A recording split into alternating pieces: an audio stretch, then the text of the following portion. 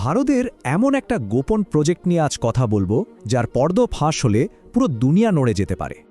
একটু ভাবুন তো, সালটা 2028, লাদাখের বরফ ঠান্ডা এক রাত, আমাদের জওয়ানরা সীমান্তে পাহারায়, আর ঠিক তখনই এমন কিছু একটা হতে চলেছে যা যুদ্ধের ইতিহাসটাকেই নতুন করে লিখবে।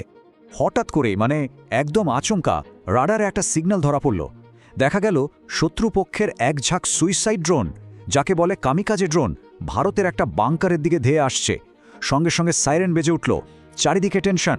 কিন্তু অবাক করার মতো ব্যাপার, ভারতের এয়ার ডিফেন্স সিস্টেম থেকে একটাও মিসাইল ছোড়া হলো না। কোনো ধোঁয়া নেই, কোনো বিস্ফোরণের শব্দও নেই। অথচ কি হলো জানেন? চোখের পলকে ওই ড্রোনগুলো মাঝ আকাশেই গলে গিয়ে আগুনের গোলার মতো টুপটাপ করে মাটিতে পড়তে লাগলো। ওদিকে শত্রু তো হতভম্ব, বুঝতেই পারছে না যে কি দিয়ে ওদের মারা হলো। কোনো বুলেট না, কোনো মিসাইল তাও না।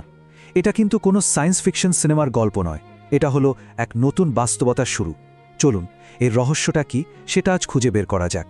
এখন প্রশ্ন হলো, হাতে অগ্নি বা ব্রাহ্মসের মতো এত পাওয়ারফুল মিসাইল থাকতেও ভারত কেন এই লেজার অস্ত্রের পিছনে এত ছুটছে?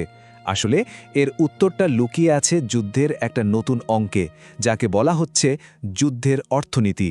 দেখুন, আজকের দিনের যুদ্ধ কিন্তু শুধু কার কত শক্তি তার লড়াই নয়, এটা এখন একটা টাকার খেলাও বটে। আর এখানেই একটা শব্দ খুব গুরুত্বপূর্ণ হয়ে উঠেছে, কস্ট অ্যাসিমেট্রি। মানে সোজা কথায়, এক পক্ষ এমন চাল দেয় যাতে অন্য পক্ষকে দেফা করার জন্য তার থেকে বহুগুণ বেশি টাকা খরচ করতে হয়। হিসাবটা একদম জলের মতো সোজা। ধরুন, শত্রু একটা 10,000ই ড্রোন পাঠালো ভারতের দিকে, আর সেই ড্রোনটাকে আটকাতে ভারত ছুড়ল একটা আকাশ মিসাইল, যার দাম কত? প্রায় 5 কোটি টাকা। ভাবা যায়, এই চালাকিটাকেই বলে স্যাচুরেশন অ্যাটাক, মানে ঝাঁকে ঝাঁকে সস্তা ড্রোন পাঠিয়ে আপনার দামি মিসাইলের স্টক খালি করে দেওয়া। তাহলে বুঝতেই পারছেন, একটা 10,000 টাকার জিনিসকে মারতে গিয়ে 5 কোটি টাকা খরচ করাটা এটা কোনোভাবেই চলতে পারে না। ভারত যদি এই মিসাইল দিয়ে ড্রোন মারার খেলায় নামে, তাহলে তো দেশের ডিফেন্স বাজেট কয়েকদিনই শেষ হয়ে যাবে। আর ঠিক এই কারণে এমন একটা সমাধান দরকার যা এই পুরো অর্থনৈতিক সমীকরণটাকেই উল্টে দেবে।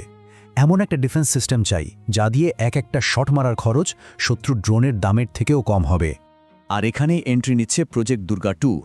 সারা বিশ্বের ডিফেন্স এক্সপার্টদের মতে ভারত এমন এক অস্ত্র বানাচ্ছে যা যুদ্ধের নিয়মকানুনই পাল্টে দিতে পারে। টেকনিক্যাল ভাষায় একে বলে ডাইরেক্টেড এনার্জি ওয়েপন, বা সংক্ষেপে DEW।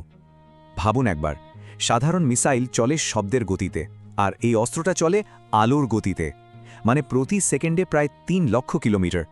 শত্রু মিসাইল লঞ্চ করে কিছু বোঝার আগেই খেলা শেষ। তো এটা কাজ করে কি করে? ব্যাপারটা কিন্তু দারুণ। যেই মুহূর্তে রাডারে কোনো ড্রোন বা মিসাইল ধরা পড়ল, সঙ্গে সঙ্গে 100 কিলোওয়াটের একটা লেজার বিম শোটান সেটার উপর ফোকাস করা হয়, আর তারপর 1 সেকেন্ডেরও কম সময়ে টার্গেটের তাপমাত্রা পৌঁছে যায় 3000 ডিগ্রি সেলসিয়াসেরও বেশি। ব্যাস, হয় তার সেন্সর গলে যায়, নয়তো ফুয়েল ট্যাঙ্কে আগুন ধরে যায়। আর সবচেয়ে ভয়ের ব্যাপার হলো, পুরো ঘটনাটা ঘটে একদম চুপচাপ, কোনো আওয়াজ ছাড়া, কেউ দেখতেও পায় না। এখন একটা কনফিউশন অনেকেরই হয়, ভারতের তো আগে থেকে কালি নামে একটা প্রজেক্ট ছিল, তাই না? তাহলে দুর্গার দরকার কি? আসলে দুটো সম্পূর্ণ আলাদা জিনিস। কালি ব্যবহার করত মাইক্রোওয়েভ, যা দিয়ে শত্রুর মিসাইলের ভেতরের ইলেকট্রনিক সার্কিট পুড়িয়ে দেওয়া হতো, মানে ব্রেন ডেড করে দেওয়া। আর দুর্গা টুল হলো সলিড মেটাল ধ্বংসকারী। এটা হাই পাওয়ার লেজার দিয়ে সোজা প্লেনের বডি গলিয়ে ফুটো করে দেবে। মানে কালি যদি হয় সফটওয়্যার কিলার, দুর্গা হলো হার্ডওয়্যার ডেস্ট্রয়ার।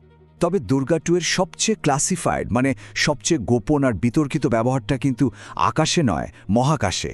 আর এই বিষয়টা নিয়েই বিশ্বের বড় বড় দেশগুলোর রাতের ঘুম উড়ে গেছে। এই টেকনিকটার একটা দারুণ নাম আছে, ড্যাজলিং, মানে ধাঁধিয়ে দেওয়া। সোজা কথায়, মাটি থেকে লেজার ছুঁড়ে মহাকাশে ঘুরতে থাকা শত্রুপক্ষের স্পাই স্যাটেলাইটের ক্যামেরা বা সেন্সরগুলোকে পুরোপুরি অন্ধ করে দেওয়া। এর স্ট্র্যাটেজিক ইম্প্যাক্টটা একবার ভাবুন। ভারত যদি এটা করে ফেলতে পারে, তাহলে মহাকাশেও ভারতের দাদাগিরি শুরু হয়ে যাবে। কোনো দেশের স্যাটেলাইট ভারতের কোনো গোপন জায়গার ছবি তুলতে গেলে সঙ্গে সঙ্গে তার ক্যামেরাটা পুড়িয়ে দেওয়া হবে, মানে মহাকাশে থাকা শত্রুর চোখটাই নষ্ট করে দেওয়া। এখন এই সব কিছু শুনতে তো দারুণ লাগছে, তাই না? কিন্তু বাস্তবে একটা লেজার অস্ত্র বানানো ইঞ্জিনিয়ারদের জন্য একটা দুঃস্বপ্নের মতো। এর সামনে কিন্তু বেশ কয়েকটা বড়সড় চ্যালেঞ্জ আছে। সবচেয়ে বড় চ্যালেঞ্জ হলো পাওয়ার সোর্স, মানে 100 কিলোওয়াটের একটা লেজার চালানোর জন্য যে বিপুল পরিমাণ বিদ্যুতের দরকার, সেটা একটা যুদ্ধক্ষেত্রে, মানে একটা চলন্ত গাড়ির উপর তৈরি করা ভীষণ কঠিন। আর দ্বিতীয় চ্যালেঞ্জটা হলো আমাদের আবহাওয়া, বাতাসে ধুলো, কুয়াশা বা বৃষ্টি এগুলো লেজারের শক্তিকে অনেকটা শুষে নেয়, ফলে টার্গেট পর্যন্ত পৌঁছাতে পৌঁছাতে লেজারটা দুর্বল হয়ে যায়। তবে ডিআরডিও কিন্তু বসে নেই। তারা এখন অ্যাডাপটিভ অপটিক্সের মতো টেকনোলজি নিয়ে কাজ করছে, যা এই আবহাওয়ার বাধা কাটিয়ে লেজারকে নিখুঁতভাবে ফোকাস করতে সাহায্য করবে। আর দেখুন, ইসরায়েলের আয়রন বিম সিস্টেম তো দেখিয়ে দিয়েছে যে এই টেকনোলজি বাস্তবে কাজ করে। ভারতও এখন ঠিক সেই রাস্তাতেই হাঁটছে। আসলে এই টেকনোলজি যদি সত্যি সফল হয়, তাহলে সেটা শুধু একটা নতুন অস্ত্র হবে না, এটা হবে যুদ্ধের ইতিহাসে একটা নতুন যুগের শুরু। এর শেষ প্রভাবটা যে কি হতে পারে সেটা ভাবলে অবাক হতে হয়। দুর্গা 2 যদি সফল হয়, তাহলে হয়তো ব্যালিস্টিক বা হাইপারসনিক মিসাইলের যুগটাই শেষ হয়ে যাবে।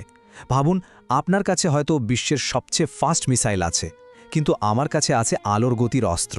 আপনার মিসাইল আমার দেশের মাটি ছোঁয়ার আগেই আমি সেটাকে মাঝ আকাশে গলিয়ে দেব। পুরো গেমটাই তো চেঞ্জ হয়ে গেল।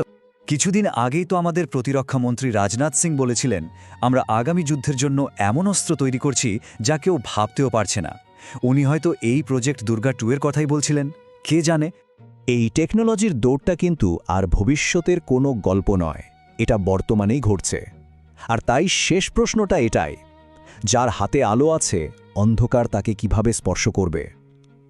আপনাদের কি মনে হয়, এই প্রযুক্তি কি যুদ্ধের গতিপথ সত্যি সত্যি চিরদিনের জন্য বদলে দেবে?